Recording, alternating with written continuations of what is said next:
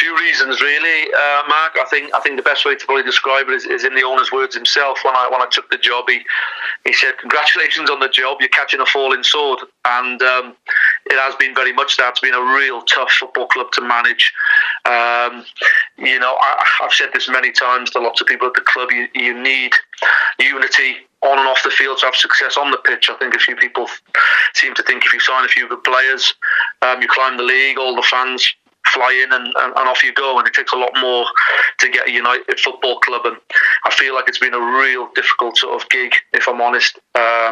We've had a lot of people come and go on the board, secretaries, directors, CEOs, etc., and it definitely plays a part in trying to unite the football club and move it forward. And I mentioned to Rob about hopefully kicking on from this season. I think we've had a pretty good season. We got 52 points and signed some good players, played some good football at times, and we're very unlucky with the goalkeeping situation. We ended up using 10 or 11, and I'm convinced without that we would have got another 9-10 points, which would have put us in the low 60s, which would have been a really good total.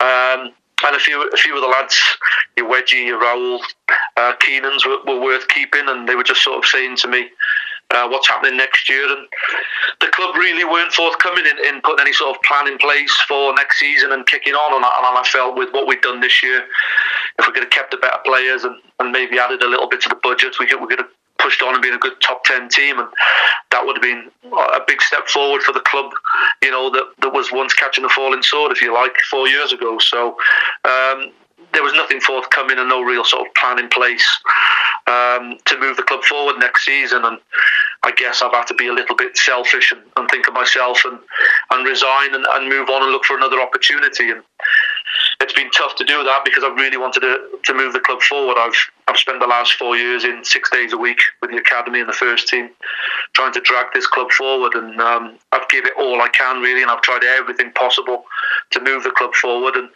I've come to the decision it's probably time to give someone else a go at it. Yeah, definitely. And you just mentioned then about the departures in the backroom team. From an outsider's view, looking in, there seems to be no kind of stability at the club. Was that one of the biggest factors that made you want to leave? There's no stability at the club, no future in it, I guess. Yeah, I think it's just there's a lack of stability, Mark. And when I first took the job, I thought, right, I can unite everybody here, the fans, the board, the players, get all this going. But the constant sort of comings and goings, I guess, off the field, and the club, it's well documented in financial difficulties and have been for all my sort of tenure, and that doesn't make things easy. And as I said, that's seen a couple of my assistants off.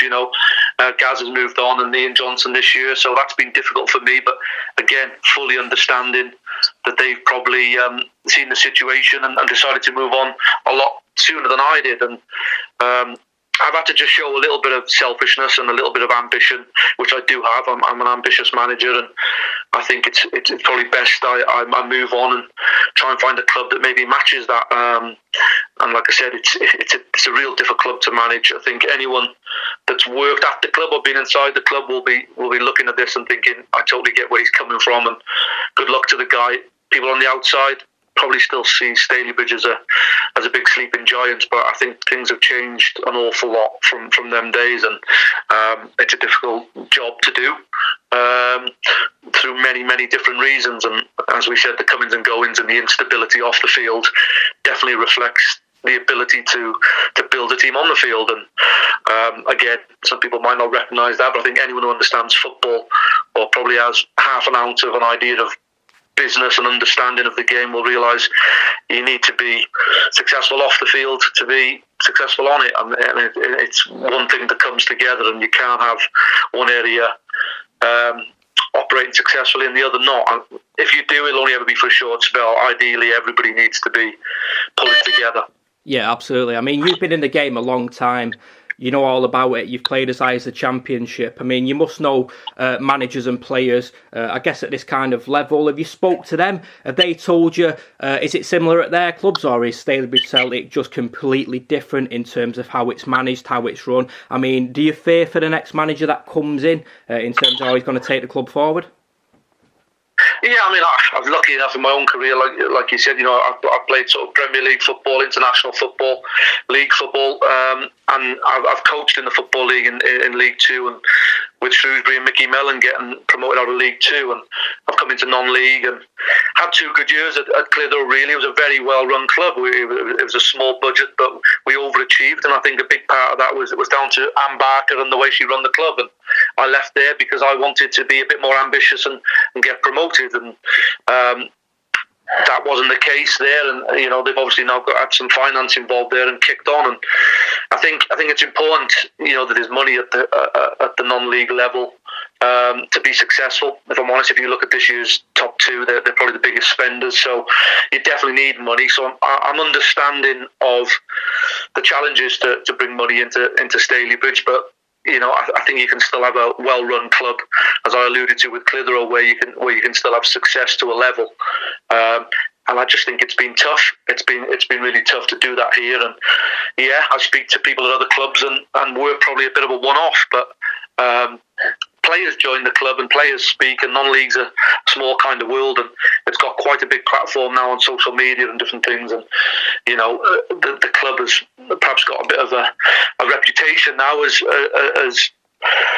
being what it is and what we've talked about, and it really needs some direction and some strong planning and some strong voices. And I've said this a couple of years ago after the game with Pav. I think that the club really needed shaking up and moving on, and nothing's massively changed since then. And in terms of the new manager, I suppose the best way to describe it is if you go and ask, Steve Burke, Keith Briggs, Philo, Ackers, people like that, Liam Watson, they'll probably totally get where I'm coming from, and they'd probably say to the next person, you'll need a lot of luck to do that. But I don't want to come across as sounding sour or negative or anything like that, because I really have given all I can to Stevens, and I want it to be successful. There's some great people there, and I do, but it will be a challenge for the next manager. Good luck to whoever it may be, and it might sound cliche, but I really do hope he's the one that changes it. But he'll have a very, very difficult job on his hands,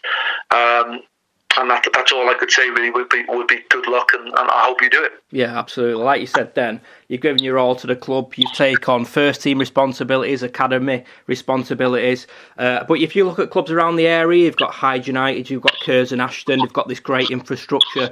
They've got 4G pitches where they've got hundreds of juniors. Do you feel that's something that Stalybridge is lacking, and something they need to put in place if they were to move forward and have some kind of bright future? Yeah, Matt, I don't, I hope I'm not speaking out of turn, but there isn't an infrastructure there or a plan. There really isn't. It's a bit of a survival club from season to season, is how I look at it. And, we've ended up using Curzon Ashton's 4G pitch for the academy because we don't have that facility. And again, probably speaking out of turn, and I'll probably annoy Stalybridge fans, but what a fantastically run football club. I go there 3 times a week with the academy boys. It's clean, it's tidy, the pitch is good, the ground is well kept. They've got all sorts of things going on there. They're renting the 4G to UCFB, the PFA, people like ourselves. They have the motorbike learning going on in the car park. There's always directors, and the chairman seems a great fella. There's always stuff being done, and there's people working away behind the scenes. And I always look at it and think with envy, really, and think Stalybridge, this is what you need to do. And I know they want the 4G, and I know it's something that they talk about, and hopefully they do get it one day. But even without the 4G, the infrastructure at the club could improve massively to help the club move forward, and hopefully then that would go a long way to getting the 4G and maybe raising the funds for 4G and things. But I think they're so far off in the daily, weekly, monthly, sort of yearly running of the club. They've got an awful long way to go, but like I said, I hope they turn it around, and I hope they do it. And if my words have any effect, I hope it's for the benefit of Stalybridge Celtic and its supporters and its volunteers. Yeah, absolutely. I mean, it's not just matters on the pitch, but from an outsider's view looking in, it seems to be a lot of stuff going on at Bowerfold. I mean, when they shut the social club, and that's a massive part of a match day. As a fan, you want to go in, you want to have a social, have a drink in a nice venue. She closed it to supporters. That puts people off going. Do you understand their frustration in a way? I mean, if you're a match going supporter, you probably won't want to go now because that's a big part of it. Yeah, I totally understand it, and that's where probably what I'm saying makes a bit of sense. You know, I've been in football all my life, from Premier League level right down to NPL level and the league below. So I've got a wide range of experiences there, and I've never been at a football club where there's harmony off the pitch and not on the pitch, and vice versa. It all needs to be together. And I keep saying that. I don't think supporters or maybe people on the board recognise enough of, off the field needs to be running well and supportive of the playing side for it to be successful. And there's an example. We've got several of the lads that have come to me and said, why haven't we got sort of a bar to use at the end of the season? And it's not good enough, and where can my family go? So there is a crossover, and that's my argument against people. Some people have said to me, well, what does it matter what's going on off the field? It does. It just does.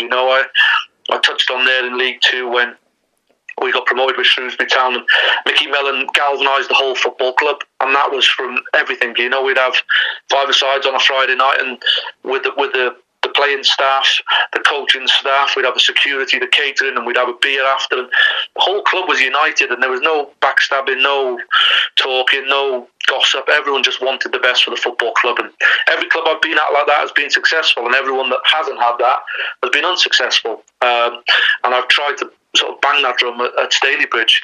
Let's get off the field right. Let's all pull together. Let's not be competing, and let's all put our egos at the door here and move the football club forward for the benefit of everyone. But it seems to be a constant battle to do that. And yeah, the two CEOs, I've had Wendy Mackey and Sid White, and they've both kind of left in my time. And as you touched on with the bar, it's a huge loss to the club, and I know they don't have the social club as well. So it's something they'll have to rectify moving forward, because it's something not only the supporters need. As I said, a lot of the players have been sort of shown discontent towards, because they're right. They need to have somewhere after the game where they can get some food and drink, chat with the opposition, bring their family and things. So there's a million things that could be changed at the club, but like I said, that's probably out of my hands.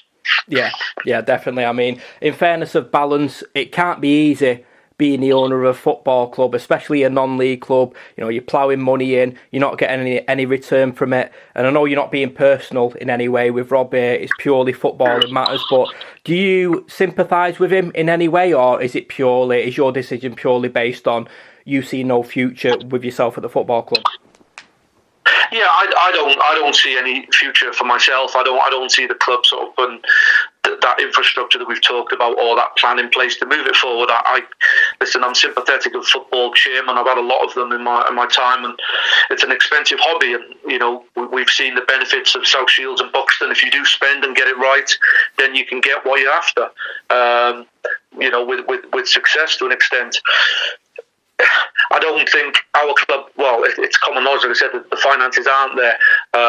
And this is me talking now with somebody that's probably left the club, and if I was giving any advice to Rob and the board, and I'm not speaking out of turn, I've told him and the board members this to their face for the benefit of the football club, that there needs to be an infrastructure, there needs to be a plan. They don't have to be grand, huge plans, but there has to be something in place to help the finances of the club, the stability of the club, and to move it forward, whether that's on a tiny scale like we did at Clitheroe, or whether it's on a bigger scale if there's some sort of investment that can come into the club. But I feel that season on season it's a bit of a survival act, and that just leads then to uncertainty and discontent around the football club, and that's what I've kind of witnessed. And I would have loved to have changed it purely on the football pitch, and I've tried all I can with that, with different methods, different players, different ideas, and we've tried everything. We've had some success in spells. The second season was very successful, and then we had to sell Darius O'Sea. Again, none of that sort of money was sort of reinvested into the team. Which is a shame, because that was a good squad and we had to lose most of them. Then we were hit by COVID, and then this season I felt that we were starting to build a bit of a team we could have took on, but because of the financial instability of the club and the lack of structure, you can't move things on, and it's frustrating for me, as I'm sure it is for the board and the fans and the chairman and everyone else. But there's more questions than answers at the football club again, and it seems to be like that most summers. Yeah, definitely. Troubling times indeed. It'll be interesting to see who takes over. What'll happen over summer, who knows? But my final question for you is, will we see you back in the dugout anytime soon with a non-league club? I mean, what are your plans now that you've left Stalybridge? Well, my ambition's still there. I came to Stalybridge looking to move on up a division from Clitheroe. I've done a good job there, brought through some good young players, and I feel I've done a good job at Stalybridge. And I think it'll probably be more recognised by people who know the club and who've worked in it than outside of the club. Because again, people probably look at it as a big club, and I know from the lack of infrastructure in the club that it's not a big club anymore. So I think I've done a good job. I've kept us in the division, which was an achievement in itself at times. Like I said, in that second season, we probably could have kicked on, especially if we'd have sort of reinvested the Darius Osei money. We didn't. COVID wiped out my third season and curtailed the second season. And then this year, I think we've had another good season. So I think I've done a good job. I hope people recognise that outside of the club as much as the people inside and that have been here before. And I'm excited for a new challenge. My phone's on, the door's open. Really, I'd love to get a knock on the door from someone offering me an opportunity at a club with a bit of ambition that matches mine, probably.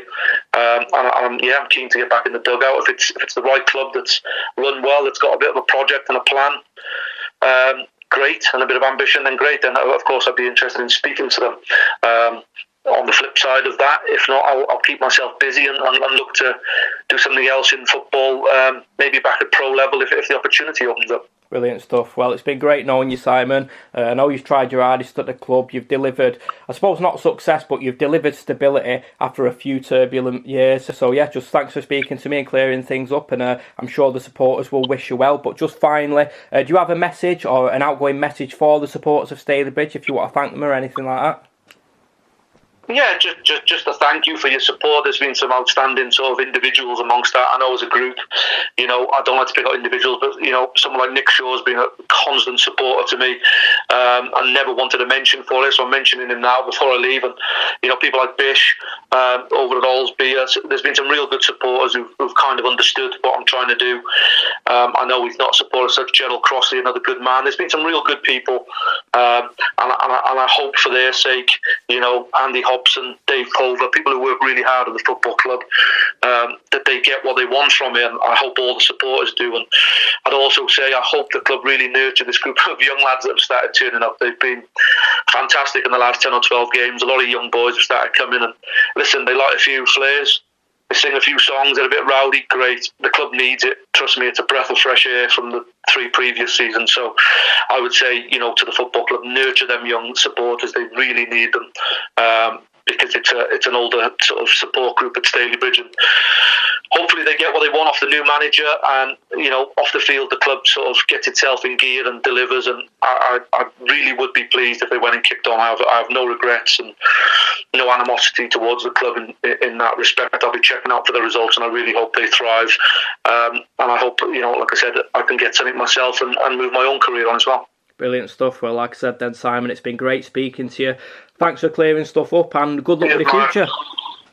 Cheers, mate. Stay in touch, and I'll speak soon. Thank you.